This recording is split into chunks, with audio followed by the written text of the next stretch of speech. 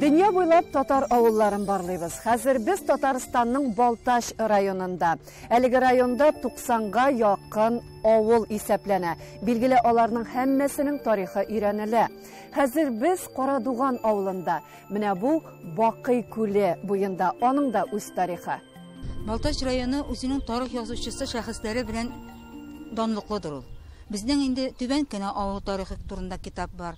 Кенәбаш авыл тарихы язылган китап бар. Сибир юлы тарихы язылган Карадуган китабы бар. Менә инде Таузар авылы турында китаплар, Хәсән Шәйх авылы турында китаплар чыкты. Аларның күбесенең авторы менә шушы нигездә яшәгән мәрхүм Бакый Шәймулла улы Зиятдинов иде. Аның тормыш иптәше Мәдинә Гафуровна Зиятдинова да шушы эштә аңа аркадаш булды, теләктәш булды. Аның да тарих турында язылган бик күп мәгълүматлы материаллары бар. Бакый Шәймулла улы Зиятдинов исеме татар дөньясына яхшы таныш. Район авылларыбыздагы андый кешеләр бармак белән генә санарлык һәм бик кадерле. Билгеле очрашуларыбыз да кызыклы, тыңлаган саен тыңлыйсы килә. Мәдинә апа безгә ире Бакый Шәймулла улы белән ничек шушы төбәк тарихына кирип китүләре хакында сөйләде. Ә бит ул шулай ук халкыбыз тарихы. Муса Җәлилгә инде ул акланып, премияләр бирә башлагач, 1956 ел бу. Мин инде 50 елны укыта башлаган идем. Бакыйда минем ирем буласы егеттә, без икебез бер мәктәптә бер көнне Бакый учительский институтны бетереп, минем ирем инде, мин педучилище бетереп, бер көнне приказ алып без бер үк мәктәпкә килдек. Менә шунда беренче танышу булды безнең.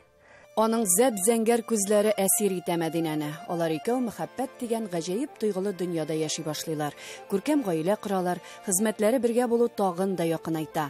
Инде Мәдинә апаның фикерен дәвам итсәк, Муса Җәлил акланганнан соң, аларның мәктәпләре шәхеснең исемен горур тотар өчен күп кенә эзләнүләр, очрашулар эшли, мәгълүматлар җыя, Оренбург өлкәсенә баралар. Мәктәпнең бер бүлмәсен Җәлилгә багышлап музей эшлиләр. Экскурсиялар башлана, нәтиҗәдә Мортаза бай йортын музей итеп ачалар. Зиятдиновлар гаиләсенең ныклап үз төбәк тарихларын өйрәнүләре шуннан башлана да инде. Карадуган Сибир тракты юлына урнашкан. Шуны актара башлады Бакый. Архивларда утыра, Мәскәүнекенә, Казанныкын үтте инде ул. Кировка бардык, минем белән бергә инде, чөнки мин гарәпчәне дә укый беләм. Мин гарәпчәсен укыйм, ул ниләрен башкаларын җыя. Бөтен юлы буйлап почти йөрде инде ул аны. Нәтиҗәдә Сибир тракты музее, аннан Бөек Ватан сугышына багышланган бүлмә, ә инде эзләнүләр ипләп кенә китап битләренә төшә һәм яңа басмалар барлыкка килә башлый. Таузар иле, Кариле, Каратай иле дип кушканнар теге нидә генә. Борынгырак авылларга гына. Бу урында Карадуган авылы тарихына да күз ташлап атамасы хакында беләсе килде. Беренче безнең Карадуган авылы турында инде 1602-1603 елда Иван Болтинның китабында, Казан ханлыгы алынганнан соң чыккан китапта әйтелгән Карадуган авылының яртысында керәшеннәр, яртысында мөселман халкы яшәгән инде, һәм мөселман халкы керәшеннәрне үзләренең кара туганнары дип атаган дигәннән чыккан дип әйтә. Ә галимнәр инде әйтүе буенча кара төньякны һәм төньякта яшәүче Дуван кабиләләре яшәгән дип әйтәселәре килә инде галимнәрнең. Әйе, Карадуган бай тарихлы авыл. Шул үткәннәрне өйрәнеп, мирас дәвам итүчеләр белән очраштык без.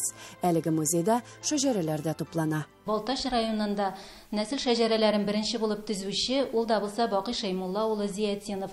Үзе исән вакытта ул 60-ка якын кешенең нәсел шәҗәрәләрен төзеде. Безнең әти бер кайчанда вакытын бушка уздырмады. Ул һәр вакыт нәрсәдер язды, эзләнде.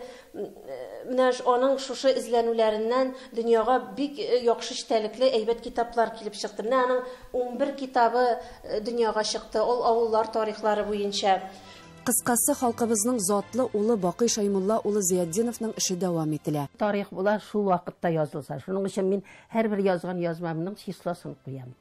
Ташламагыз, бу кирәк дип язып та куям.